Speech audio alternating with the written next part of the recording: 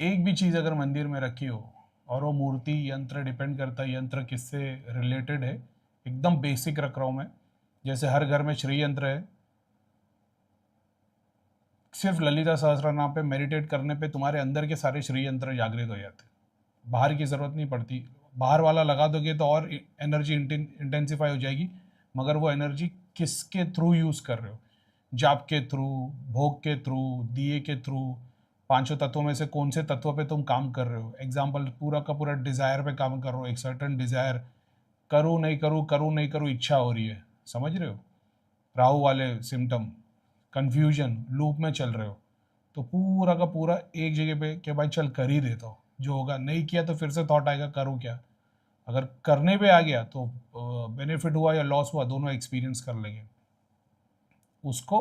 Desire पे ध्यान रख के फिर डिपेंड करता है, फिर बेसिक से शुरुआत करोगे तो पंच वो वाली हो जाती है ना, पंचामृत वाली भोग वाली बात हो जाती है, वहाँ हवन नहीं लगता। ऐसा सेम अप्लाइज टू शिवलिंग, मगर वहाँ पे फिर पाताल के डेटीज बाहर निकलेंगे और शिव तत्व वाला काम होगा, शक्ति तत्व वाला नहीं। फिर अगर उसे बेनिफिट नहीं मिलने वाला होगा तो वो होगा ही नहीं, शक्ति तत्व में बेनिफिट है या नहीं है वो काम हो जाएगा, ऐसा।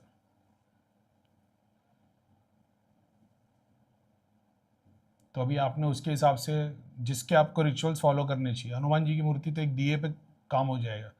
अगर आप सेवा भाव में हो तो, क्योंकि मूर्ति घर पे रखी, मूर्ति घर पे नहीं होती तो वो भी नहीं लगता। माता की फोटो लगी, डिपेंड करता है आपको, नीचे की 3 चक्र वाली बेनिफिट ही चाहिए होगी तो फिर वो अपना सिस्टम ऐसा है कि मंदिर में जाके भोग चढ़ा दो, नहीं तो आपको ये वाले को फॉलो करना पड़ता है डेली रिचुअल्स के हिसाब से, अगर माता है घर पे तो। और बाकी आपने शिवलिंग और जो वो रखा हुआ है, नाग लगा हुआ है जो शिवलिंग के ऊपर, रुद्राक्ष की माला, गणेशा की मूर्ति, ये सारी चीज़ मटेरियल बेनिफिट से रिलेटेड है। और आपने पूछा है कि but still I am not seeing anything in ध्यान, अपने घर की भोगी शक्तियों को बोलोगे तो शरीर के अंदर प्रविष्ट करके एक्सपीरियंस कराना शुरू कर देगी, ऐसा है। नीचे के 3 चक्र के डेटी सपने में ही दिखाते रहेंगे, ध्यान तक आगे बढ़ोगे ही नहीं।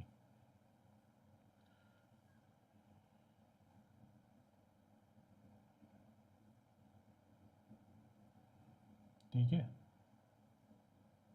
तो निकालो फिर बात करो, ऐसा है।